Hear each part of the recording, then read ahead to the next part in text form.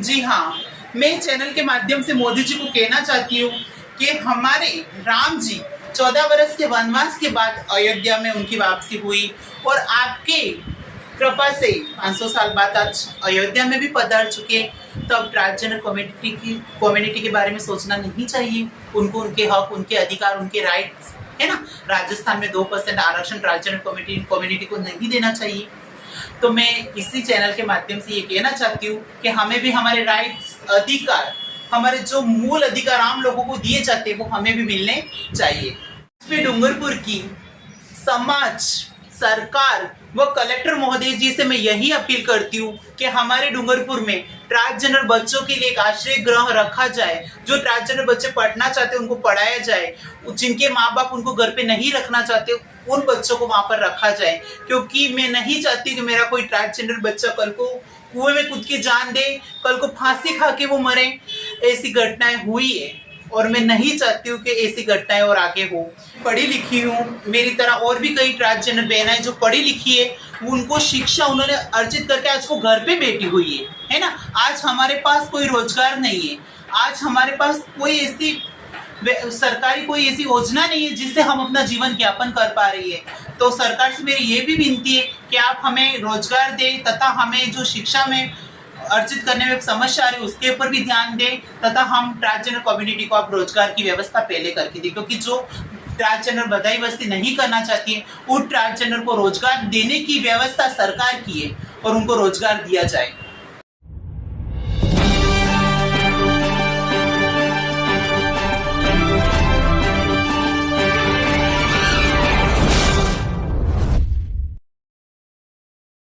हमारे YouTube channel एकता समाचार को सब्सक्राइब कीजिए, शेयर कीजिए, बेल के बटन को दबाएं और हमारी नई नई खबरें देखें। धन्यवाद।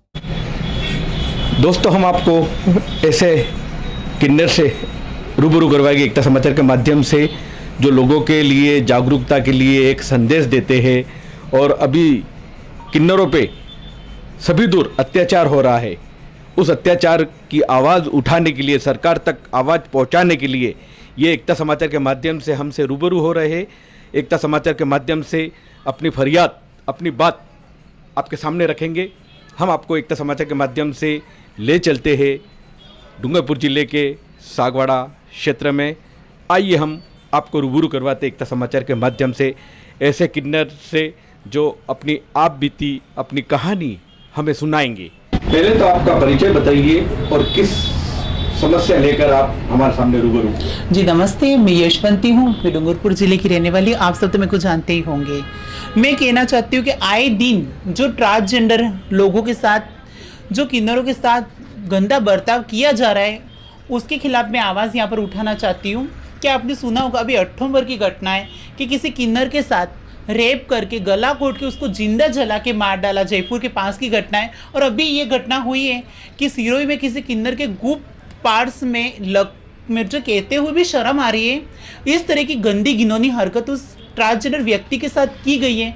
ये बहुत गलत है, ये बहुत बहुत गलत है और मैं बिल्कुल इसके खिलाफ आवाज़ उठाऊंगी। अभी ये घटना किसी औरत, महिला के साथ भगवान करे ना हो, लेकिन हुई होती तो हम लोग कैंडल लेके उस अपराधी को फांसी के फंदे तक पहुंचाने के लिए हम खड़े होते। लेकिन आज इन किन्नरों के साथ जो गलत हुआ है उसके लिए हम क्यों नहीं खड़े हो पा रहे? क्यों समाज में इनके लिए हम आवाज़ नहीं उठा सकते? ये इंसान नहीं है? मोदी जी कहते बेटी बचाओ बेटी पढ़ाओ, हम बेटियां नहीं है क्या? हमारे लिए कोई आवाज़ उठाने वाला नहीं है क्या? ये राज्य की सरकार, इस देश की सरकार, इस राज्य के लोग हमारे लिए कुछ नहीं कर सकते? पहले अगर अक्टूबर में जो घटना उस ट्रांसजेंडर के साथ घटी, अगर उसी टाइम उसको न्याय मिला होता तो फिर से इस ट्रांसजेंडर के साथ ऐसी बुरी घटना नहीं घटती। ये बहुत शर्मसार है, बहुत दर्दनीय है। जो दर्द उसने, जो जिस बहन के साथ ये घटना घटी है, उस बहन ने ये दर्द कैसे उठाया होगा, कैसे झेला होगा, ये मुझे कहते हुए भी मेरी आत्मा कांप उठती है। सर, चाहूँगी कि अगर सरकार, प्रशासन ट्रांसजेंडर व्यक्तियों को पढ़ने का अधिकार दे, उनके लिए शिक्षा का अधिकार उन्हें दे, तो आज ये घटनाएं नहीं हो, है ना। ज़्यादातर ट्रांसजेंडर अशिक्षित हैं, उस वजह से उनके साथ ऐसी घटनाएं, ऐसे दुष्व्यवहार किए जाते। मैंने खुद ने 12वीं पास की, उसके बाद मेरे को कहीं एडमिशन नहीं मिला। मैं आगे कुछ पढ़ के कुछ बनना चाहती थी, तो मैं 2018 से मैंने ट्राई किया। मुझे पुलिस कांस्टेबल का जब मैंने फॉर्म भरा तब मेरे को वहाँ मेल फीमेल कॉलम में भरवाया गया, ट्रांसजेंडर का वहाँ पर कोई कॉलम नहीं था।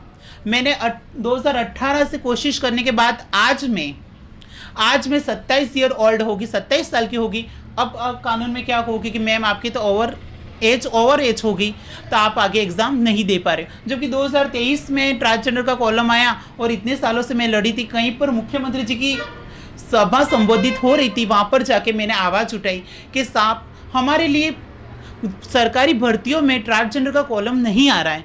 तो जिस तरह मैंने ज्ञापन दिया उस टाइम से ट्रांसजेंडर का कॉलम तो आने लग गया। लेकिन मेरी जो 2018 से जो मैंने 2016 में 12वीं उत्तीर्ण की, उसके बाद जो मेरे साथ इतने लंबे सफ़र तक जो मेरे साथ भेदभाव हुआ, उसका भुगतान कौन करेगा?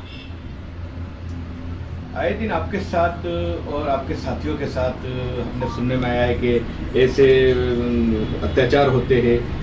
जी सर, ये बात एक मैं बताना चाहूँगी कि मेरे डूंगरपुर में कोई ट्रांसजेंडर कुएं में कूद के खुदकुशी कर रहा है। मेरे पे कॉल आ रहे हैं कि माँ हमें किसी भी तरीके से बचाओ, नहीं तो ये मेरे घर वाले मुझे इस तरीके से टॉर्चर कर रहे हैं, मुझे इस तरीके से टॉर्चर कर रहे हैं, मैं फांसी खा लूँगा, मैं आत्महत्या कर लूँगा। तो सर मैं कहना चाहती हूँ, अगर डूंगरपुर में कहीं व्यवस्था होती ट्रांसजेंडर कम्युनिटी के लिए, कई संस्था कोई आश्रम होता, तो मैं वहाँ पर उनको रखती, उनको पढ़ाती और उन्हें आगे बढ़ने का मौका भी मिलता। उनकी हम शिक्षा की भी व्यवस्था करते, उनको आगे हम पढ़ा भी पाते। लेकिन हमारे डूंगरपुर में ऐसा कुछ भी नहीं है। मैंने पहले भी कलेक्ट्री में जाके कलेक्टर साहब से इस बारे में बात की है, बहुत बार मैंने जाके बात की है कि सर आप एक ट्रांसजेंडर कम्युनिटी के लिए एक संस्था खोलो जिसमें जो ट्रांसजेंडर बच्चे जो पढ़ना चाहते, जो जैसे कि जो बदाई बस्ती नहीं करना चाहते, जो पढ़ना चाहते, जो आगे बढ़ना चाहते, उनके लिए कुछ ऐसी संस्था होनी चाहिए ताकि वो आगे बढ़े, वो अपनी जो शिक्षा है वो पूरी कर पाए, कुछ बन पाए, है ना। और ख़ास करके राजस्थान में ट्रांसजेंडर व्यक्तियों के लिए 2% की तो आरक्षण की व्यवस्था करो।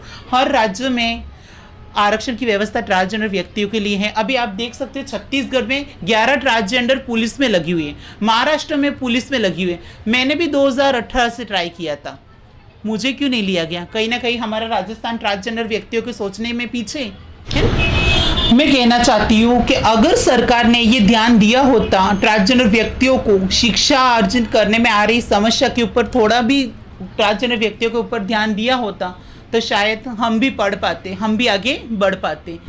सरकार से मैं कहना चाहती हूँ कि अगर वो हमारे पे ध्यान दे, है ना, हमारे पे ध्यान दे, हमारी जो प्रॉब्लम्स, हमारे जो राइट्स, हमारे जो अधिकार वो हमें दे, तो आज हमारे साथ ऐसी बुरी घटनाएं नहीं घटे। कल जो उन ट्रांसजेंडर बहनों के साथ जो घटना घटी है, अगर वो घटना कल को हमारे साथ भी हो सकती है, किसी और ट्रांसजेंडर व्यक्ति के साथ भी हो सकती है, तो क्या ये सरकार की जिम्मेदारी नहीं थी? वो हमें प्रोटेक्शन, हमारी सहायता नहीं कर सकती थी, उन बहनों को हक नहीं दिलवा सकती थी? आम जन से भी मेरी ये गुजारिश है, आम जन से भी मैं कहना चाहती हूँ कि जो मेरी ट्रांसजेंडर बहन के साथ गलत हो रहा है, जो ट्रांसजेंडर कम्युनिटी के साथ गलत हो रहा है, तो वो उनके लिए आवाज़ नहीं उठा सकते। जो पढ़ी लिखी ट्रांसजेंडर है वो आज घर पे बैठी हुई है, हमारे पास कोई रोजगार नहीं है, हमारे पास कोई शिक्षा तो हमने ग्रहण की है, वो भी 12वीं तक, उसके बाद हम शिक्षा ग्रहण नहीं कर पा रही है, तो वो कहीं ना कहीं गलती सरकार की, आम लोगों की है, हमारी गलती नहीं है। हम तो आपके साथ कंधे से कंधा मिलाना चाहते हैं, लेकिन आप अपनी सोसाइटी में हमें एक्सेप्ट नहीं करना चाहते। अभी एक दिन की घटना है, मैं किसी कारणवश कहीं गई हुई थी, तो वहाँ मेरे को ऐसा हुआ कि रात को देर अंधेरा हो गया, तो मैंने सोचा कि मैं अंधेरे में घर पे कैसे जाऊंगी, है ना, डर तो मुझे भी लगता है रात को। तो मेरे कोई थे अर्जन, कोई रिश्तेदार थे, तो मैं उनके वहाँ रूम भाड़े से रह रखा था, तो वहाँ मैं रुक गई। मैं रात रुकी, जैसे ही मैं रात रुकी, सुबह होते उनके जो मकान मालिक हैं उन्होंने उनका रूम खाली करवा दिया। तो अब देखो, आज भी समाज में हमें तो एक्सेप्ट नहीं किया जा रहा है ना।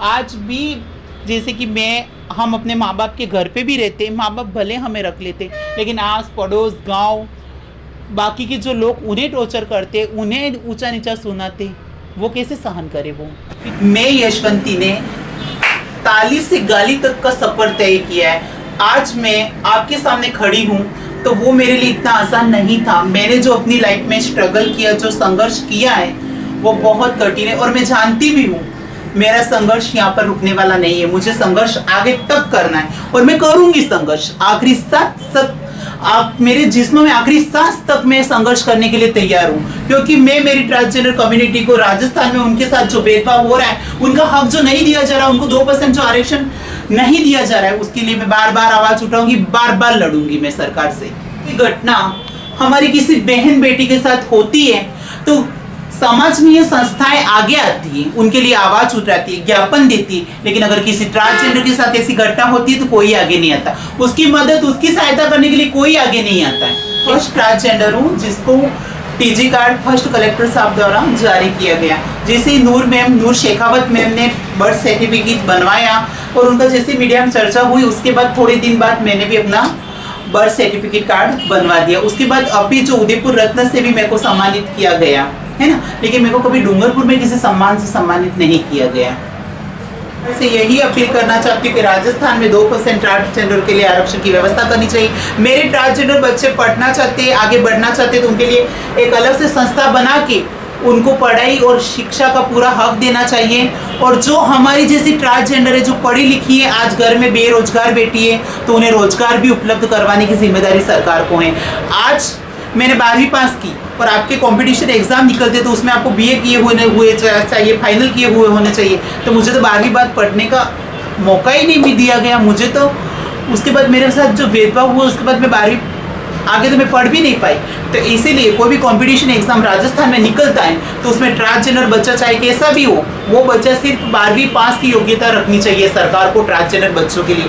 भले उसमें शिक्षक हो, फर्स्ट ग्रेड टीचर हो, सेकंड ग्रेड टीचर हो, पुलिस की भर्ती हो, किसी भी तरीके की भर्ती अगर राजस्थान में निकलती है तो जो ट्रांसजेंडर व्यक्ति, ट्रांसजेंडर बच्चा है, उसके लिए खाली 12वीं पास की योग्यता रखनी चाहिए। सर के माध्यम से पहले तो राजू भाई जी का मैं बहुत बहुत धन्यवाद करती हूँ कि उन्होंने हमारी ट्रांसजेंडर कम्युनिटी की आवाज़ बार बार उन्होंने उठाई है और हमारी आवाज़ आगे बढ़ा बुलंद की है उन्होंने। तो मैं तहे दिल का उनका धन्यवाद अदा करती हूँ। और इसी प्रकार आप आगे भी हमारी ट्रांसजेंडर कम्युनिटी की आवाज़ उठाएं और हमारी आवाज़ आगे से आगे तक वो पहुँचाएँ और एक समाज और दुनिया में जो हमारी कम्युनिटी को जो दबा के रखा है वो अपने मैसेज आगे दे पाए और उनकी जो प्रॉब्लम समस्या है वो दुनिया जान पाए। खास करके राजू भाई जी को मैं बहुत बहुत धन्यवाद व्यक्त करती हूँ कि आपने बार बार हम ट्रांसजेंडर कम्युनिटी की आवाज उठाई, हमारी आवाज को बुलंद किया है तथा हमारी आवाज अपने सरकार को तक और समाज तक पहुंचाने में हमें बहुत सहायता की है। तो मैं तहे दिल से एकता समाचार पर राजू भाई जी का धन्यवाद अदा करती हूँ। आज मैं कहना चाहती हूँ कि हमारे राम जी 14 वर्ष का जब उनको वनवास मिला था तो 14 वर्ष का वनवास राम जी भुगत कर भी अयोध्या वापिस आए। उसके बाद आज कलयुग में 500 वर्ष की दूरी तय करके भी हमारे राम लल्ला माननीय मुख्यमंत्री जी की सहायता से अयोध्या में पधार चुकी है ना। अयोध्या में उनका भव्य मंदिर का निर्माण हो चुका है। तो उसी प्रकार राम जी ने एक ये भी भविष्यवाणी की थी कि कलयुग में किन्नर राज आएगा। अरे राज तो छोड़ो, चैन से हम जी भी नहीं पा रहे, हम चैन से नौकरी भी नहीं कर पा रहे, हम चैन से समाज में उठ बैठ भी नहीं पा रहे, है ना। हमारे राम जी की भविष्यवाणी जो की हुई है, तो मैं माननीय मुख्यमंत्री जी से, माननीय पीएम साहब जी से मैं यही विनती करती हूँ कि हमारे राम जी की भविष्यवाणी सच होनी चाहिए। और आज कलयुग में जैसे राम जी ने कहा था कि कलयुग में किन्नर राज आएगा, उसी प्रकार से हमें भी पॉलिटिक्स, सरकारी नौकरियों में, शिक्षा में, हर क्षेत्र में हमें भी आगे बढ़ने का मौका दिया जाए। और हमारे रामलला ने जो भविष्यवाणी की थी कि कलयुग में किन्नर राज आएगा, वो राज आए, ऐसी सुविधा हमारे लिए की जानी चाहिए। क्योंकि आज 500 वर्ष के बाद हमारे रामलला अयोध्या में पधार चुके। तो जिस कलयुग में रामलला वापिस वनवास 500 वर्ष का लंबा भुगत के अयोध्या में पधार चुके, तो उसी प्रकार से उनकी एक भविष्यवाणी भी थी, यह थी कि कलयुग में किन्नर राज आएगा। तो आज मैं चाहती हूँ कि हमें भी पढ़ने का मौका दिया जाए, हमें पॉलिटिक्स में आगे बढ़ाया जाए, हमें शिक्षा में आगे बढ़ाया जाए, हमें सरकारी नौकरियों में अपना किस्मत भाग्य आजमाने का मौका दिया जाए और हमारे लिए भी कुछ सुविधाएं सरकार करे और हमें भी आगे बढ़ने का मौका सरकार दे। आज मैं सरकार से यही विनती करती हूँ। चाहती हूँ कि मैंने आज आवाज उठाई है वो ज़्यादा से ज़्यादा आप शेयर करें, ज़्यादा से ज़्यादा जन जन तक मेरी आवाज़ पहुँचे, ताकि हमें हमारे अधिकार, हमारे राइट्स और जो हम शिक्षित होके भी आज बेरोजगार बैठी हुई है ट्रांसजेंडर, उन्हें अपना हक मिल पाए। मैं आप सबके लिए दुआ करती हूँ कि वीडियो ज़्यादा से ज़्यादा शेयर करें, ज़्यादा से ज़्यादा लाइक करें और इस वीडियो को आगे से आगे पहुँचाने की कोशिश करें।